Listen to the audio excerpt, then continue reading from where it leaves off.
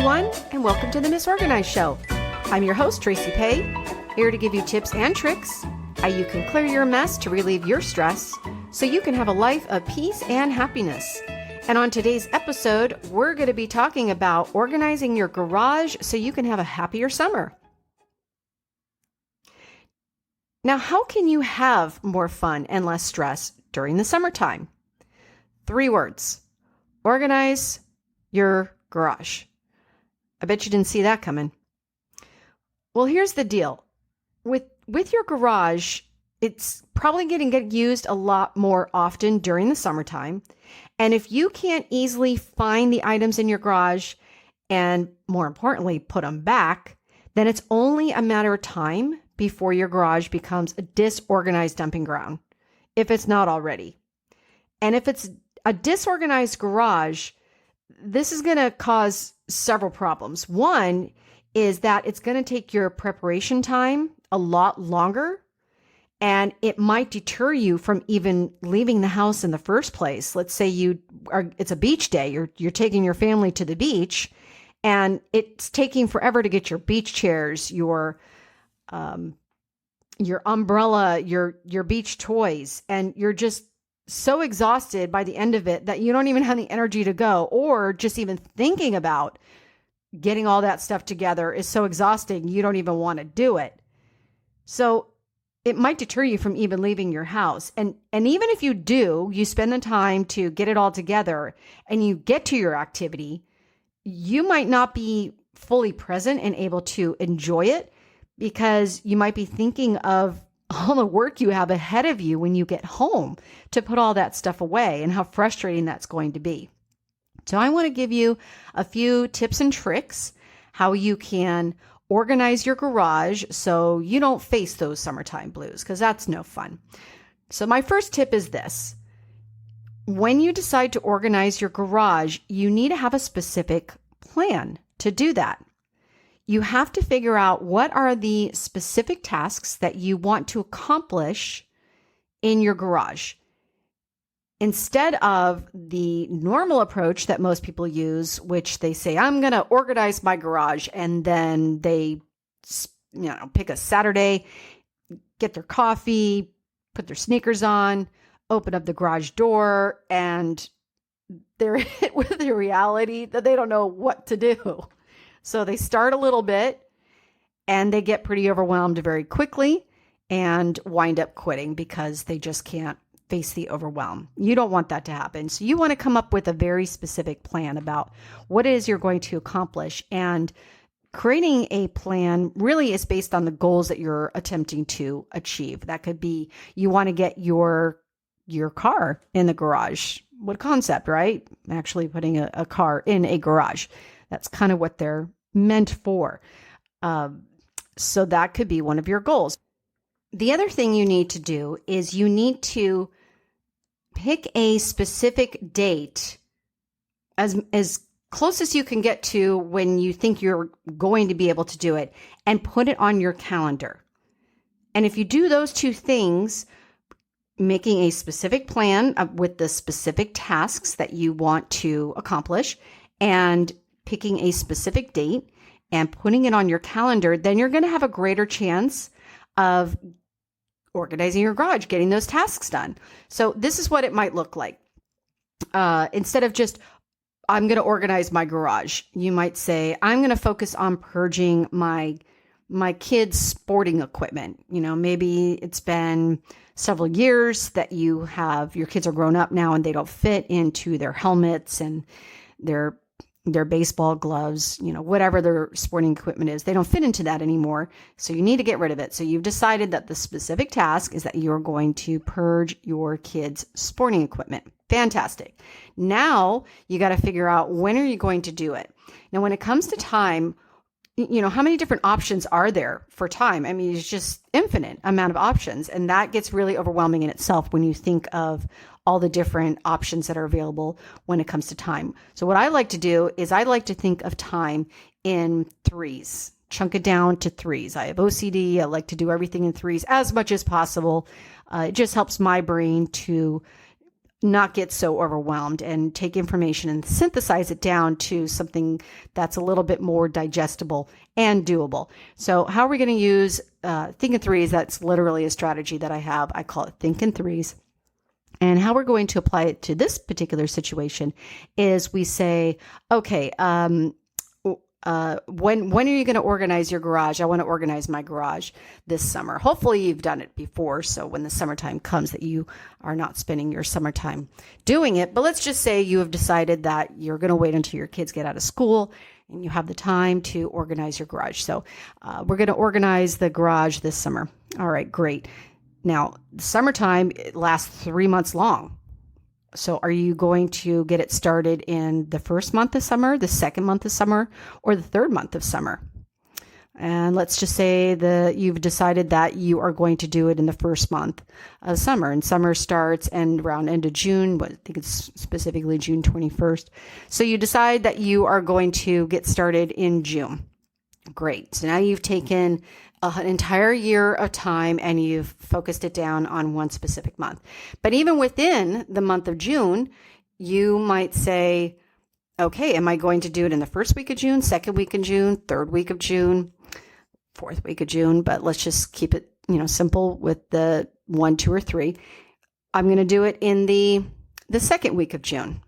Wonderful. Now we've just taken an entire 30 days and chunked it down to 7 days, one week more specifically, that you're going to focus on your garage. Now, when you say that week, then you want to look at it. Okay, are we going to do it in the first day, second day, third day? Okay, I think I will do it by the third day, second week of June. Okay, now you've decided that specific day. Let's just say it's a Tuesday. Okay, so on Tuesday, what time are you going to do it? Are you going to do it in the morning, afternoon, evening? Chances are you're probably going to do it in the morning. And in the morning, you've obviously got several hours that you could do within the morning. Are you going to start at 5 a.m.? You're going to start at 8 a.m., 11 a.m.? And let's just say that you decide to start at 8 a.m. Great. There's your plan. Your plan looks like this. I am going to organize I'm going to purge my kids' sporting equipment, and I'm going to do it on June 14th, starting at 10 a.m. And I'm going to put about 3 hours worth of time into purging the sporting equipment. And then the very last piece of this is you take that date and you take that time and you write it in your calendar. Now, you don't have much of an excuse to not do it around that time. You can't have made plans with a friend and then you say, oh, well, I can't do it then because I've already made plans with a friend. You work around organizing that garage and everything else has to come secondary. I know you don't want it to, though. I know you don't. Organizing and purging is not the funnest thing in the world unless you're a weirdo like me. Okay, I get it. But, it needs to be done. Let's just face it. It just has to be done. So now you have a very specific plan and the chances are you are going to do it. Hopefully. All right. So that's my first tip. My second tip is when you are starting the process, there's a lot of different goals that you can work towards. I want to get my car in the garage. I want to create a Costco zone. That's the area where you put all your kitchen overflow things like, paper towels, soda, those kinds of things, plastic forks, whatever. But the goal that I always tell people to start with is to create clear walking paths. You want to be able to walk front to back and side to side in your garage. Because if you can't walk front to back and side to side, then even if you wanted to organize the stuff that's on the shelving, let's say on the left-hand side of your garage, but you've got bikes in front of it, furniture in front of it, air hockey table.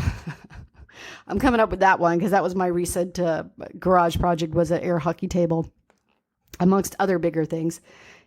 You can't even get to that shelf in the first place because all those things are blocking it. So if you focus on creating a clear walking path, then when you take a deeper dive, you can finally get into that shelf and you could get to those photos from the 1930s from your family that you have been meaning to organize. that you are going to accomplish someday, right? All right. Now, when you are creating these clear walking paths, that in itself can be very overwhelming because everything that's on the garage floor, that's what we're focused on here. We're focusing on just organizing, sorting really. We're not even at the organizing stage at this point. We're just sorting everything that is on the garage floor. And for some of you that are lucky enough to not have stuff on your garage floor, then go for it. You could just go right into your shelving. But if you have stuff that's on the garage floor, you've got to focus on that first. So in order to do a sort, that's what you're doing. Rather than taking a deep dive and getting too detailed too fast, which is going to be very overwhelming, and you're already overwhelmed just having to do this project in the first place, and everything you're seeing in front of you, it's visual clutter. That visual clutter can create overwhelm as well. So you want to be very sure at this stage that you are minimizing the overwhelm as much as possible, because if you don't, then what's going to more than likely happen is you're going to check out. You're going to mentally check out.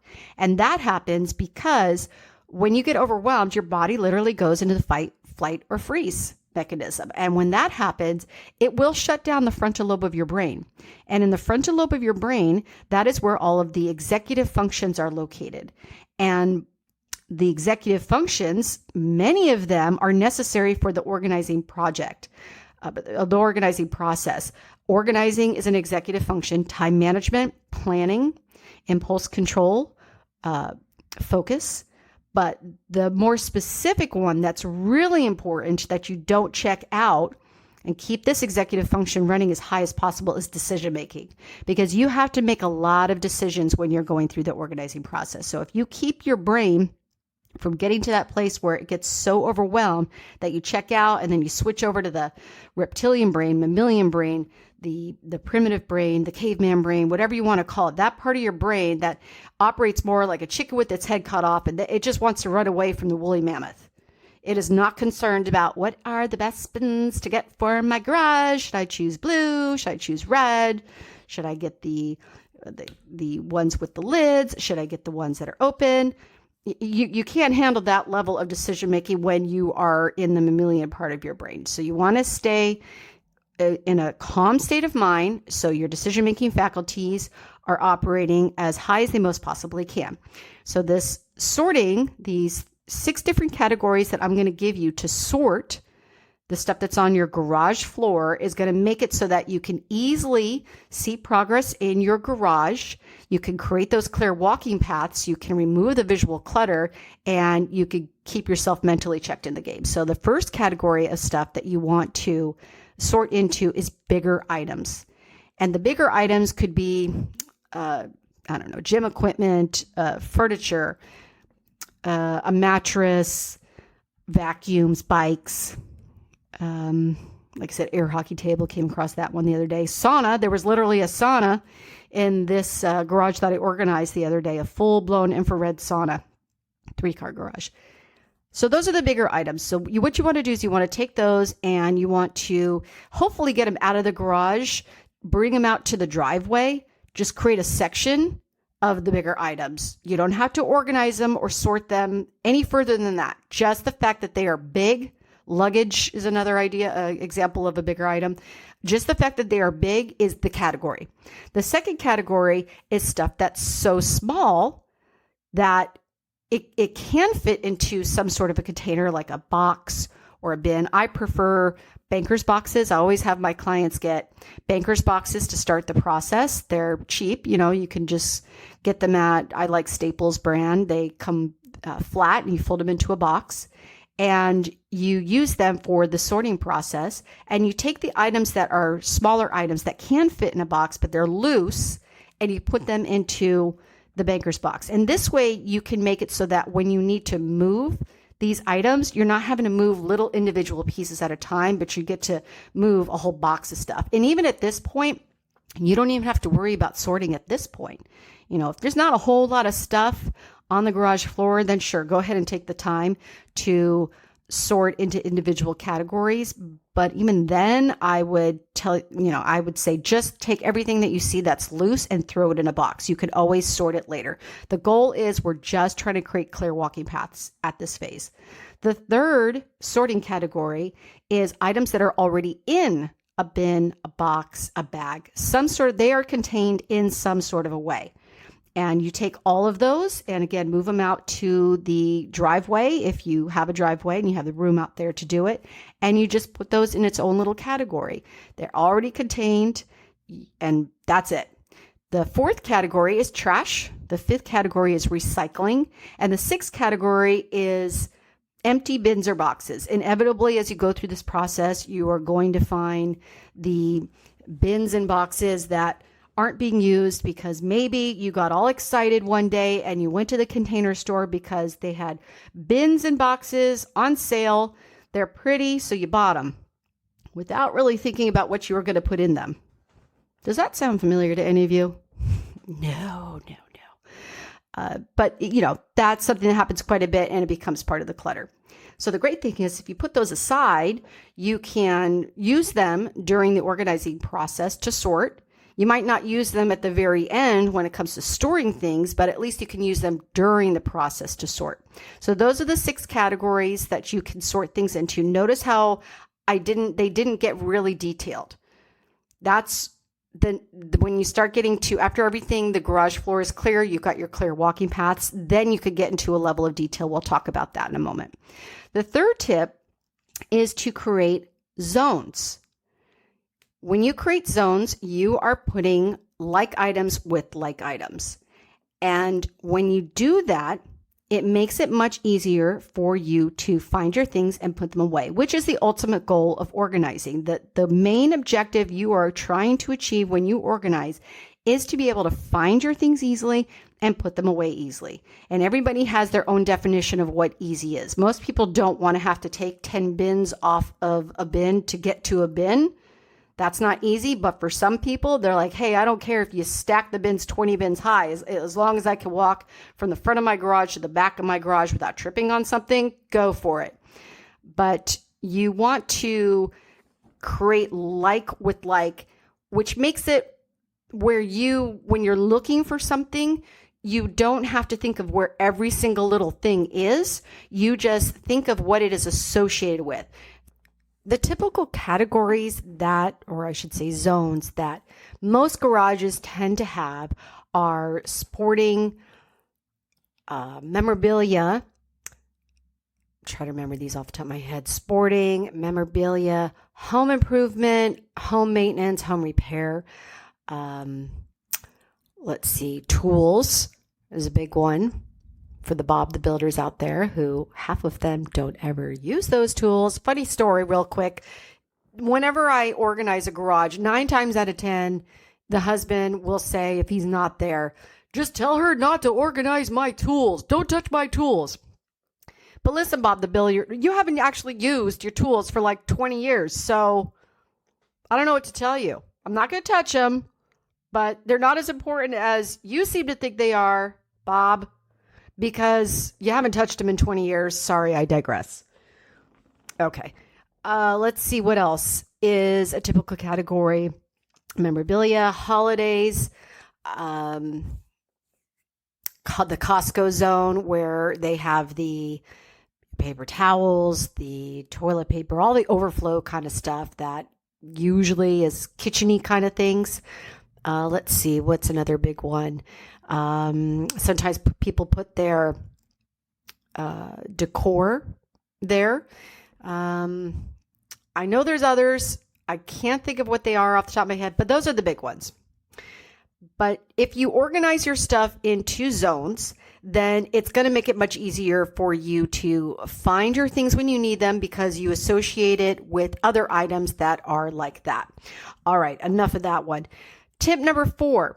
This is a really big one. This one's going to help you with that whole overwhelm factor. When you start sorting, you want to focus on sorting in macro categories, not micro. An example of that would be holiday versus Christmas, sports versus soccer. Basically, what you're doing is you are creating a category where what am I looking for here? The the category is broad. It's just a broader category. You're not getting specific, because when you get specific, especially if you try to do that right at the beginning, then you are going to overwhelm yourself. Not only are you going to overwhelm yourself, but you might not even have the space to do that, to create 50 different categories.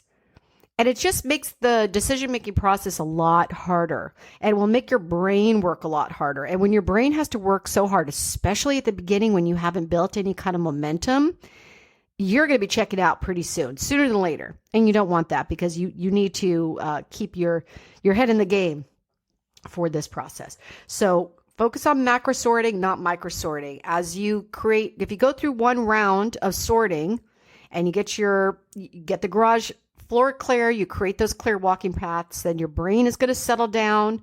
You're going to feel good because you made some progress. And then you'll be able to handle that micro sorting at a deeper level in maybe the next phase. And maybe it's going to take 2 or 3 rounds of macro sorting before you can get to that real detailed micro sorting. The fifth tip is, in a garage, it's really important to use shelving and bins. And when I say shelving, what I'm talking about is racks, the storage racks, and the bins, the plastic bins. And most often it's better to use the see-through bins, but sometimes people opt to get the gray bins. I personally, for the holiday stuff, I love the colored bins. I finally bit the bullet, spent the money to get the colored bins, the reds and the greens. And I don't know why I haven't done that before, especially because I have OCD. How have I been able to sleep all these years without having the red and the green bins for Christmas? I don't know, but they are fantastic. But bins, typically for garages, the size that works the best on the shelves and just to hold a bunch of different items is either 56 quart or 66 quart. I personally love getting bins from Target. I have found them to be the most cost effective. You could also get them from Amazon. Obviously, you can order online. You can get them from Home Depot. I have found that Target seems to have the best pricing. And here's a little tip within the tip. If you go to Target to get your bins, do make sure that you order them in advance. Order them online and either have them delivered, or if you need to get to it right away and you need to go to the store, order them online and pick them up there. Because especially during the summertime, everybody wants to organize and those bins are not going to be there. Everybody's going to be grabbing those bins. So you don't want to spend your precious time going to the store and realizing there's no bins there. So make sure you order them online. And if you do go pick them up, Target has an app where you can let them know that you are on your way to get the bins. And then when you get there, you can let them know that you're there, and then they bring them out to you on a cart. It's glorious. It really is glorious. I recently had a client where we probably got about 300 bins, maybe. Yeah.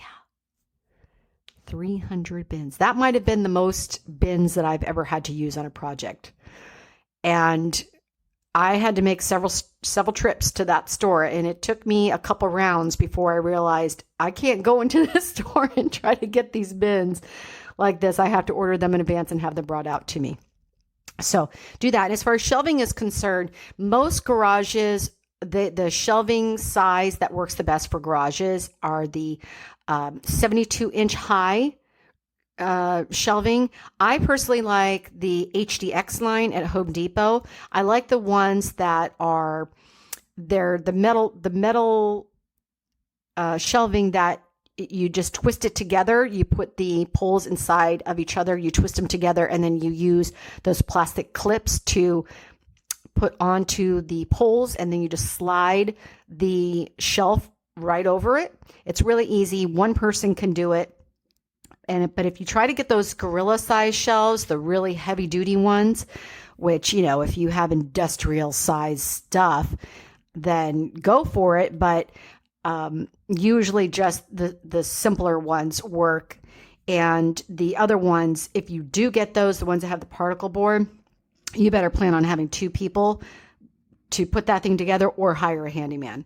As far as a handyman, here's a nice little plug. Mr. Handyman is a great handyman service to use. I personally use the one when I'm working with clients in around the PB, Claremont area, La Jolla area. The Mr. Handyman, that franchise, the owner is Dave. And hi, Dave. And they do great work.